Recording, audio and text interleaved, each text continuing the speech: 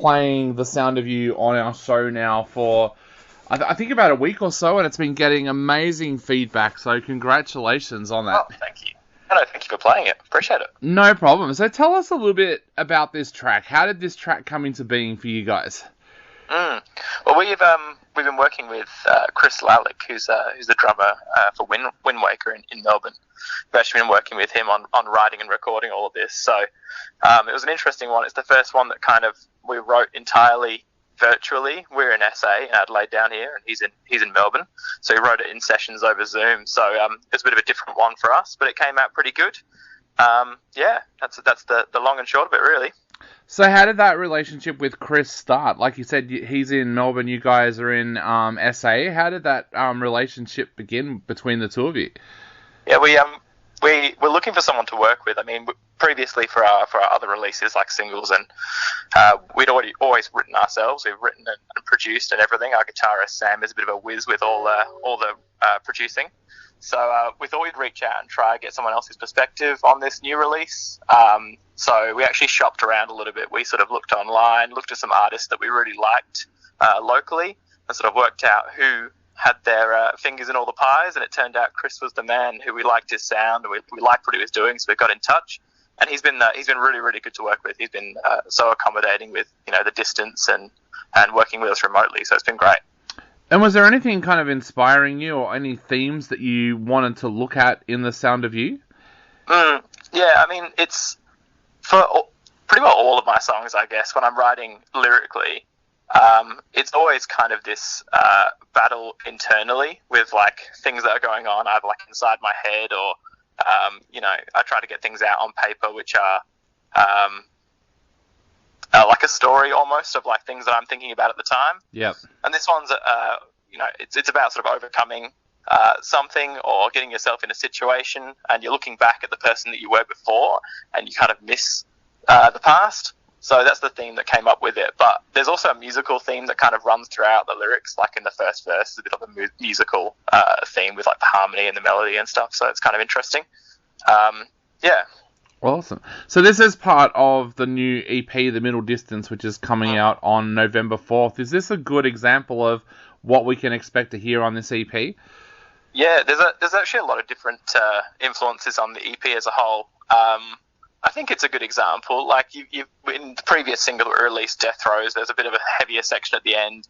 On this one, there's a bit of a breakdown, and I think you can expect some heavy sections sprinkled in amongst our songs. We've also let our electronic influence shine through as well, and that's something that Chris really helped us do. So there's a lot of sort of some sections with some electronic sort of drum beats and synths. Maybe some songs that you might not expect to hear. So yeah. So what were those recording sessions like for this EP? Did you have to come to Melbourne to work with Chris to record, or were you able to record in SA and then get him to deal with it over here in Melbourne?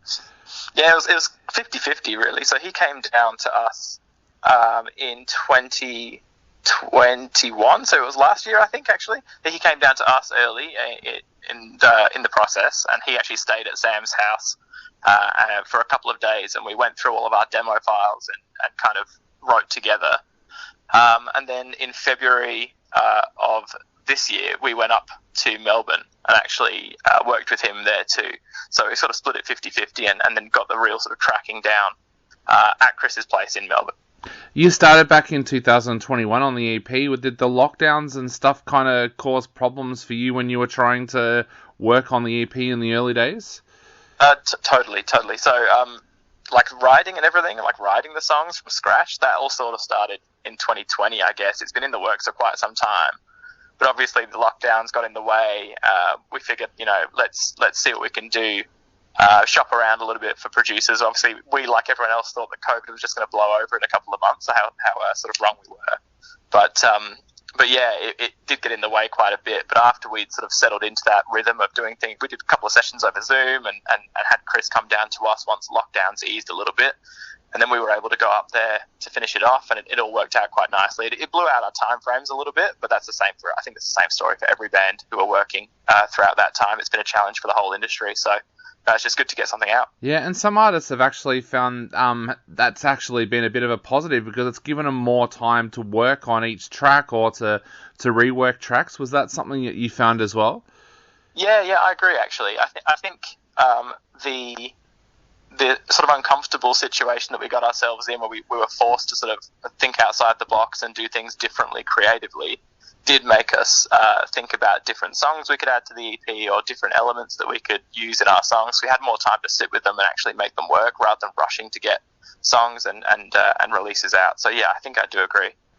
Now, this is probably a little bit embarrassing for you, but you were recently described as one of the best new vocalists in the game right now. How did that make you feel when you heard that? Yeah. I mean, confused, I guess, is the word that I would use.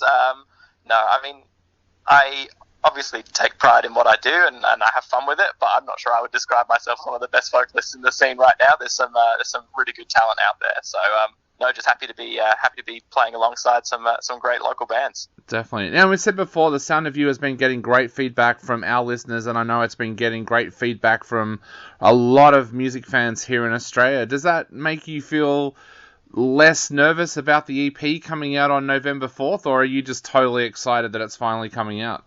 I'm really stoked to have it out. If it was up to me, I would have just copy pasted the Dropbox link in my Facebook and just sent it to everybody. But of course, we've got to go through the motions and have the music videos and everything.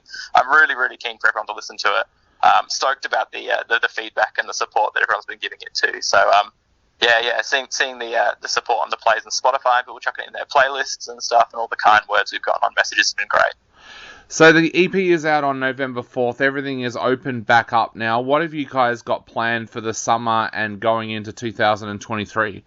Yeah, we do have a couple of shows lined up for the end of the year, which are yet to be announced, but will be coming very, very soon. Of course, the EP is our main focus at the moment, but planning for those release shows. And then the summer in 2023, we're hoping that next year everything will be, all guns blazing on the shows front. Hopefully maybe even a sneaky tour. We'll have to wait and see. Awesome. Well, the EP is out for all of our listeners out there on November 4th. It is called The Middle Distance. We're eagerly anticipating those release dates for your shows as well that you just mentioned. But right now, we are going to play The Sound of You again on our show right now. So, Matt, what would you like to say to everybody out there before they take another listen to this amazing track? Hey, look, thank you for listening. Thank you for your support. Keep an eye on what we've got for the future and turn it up.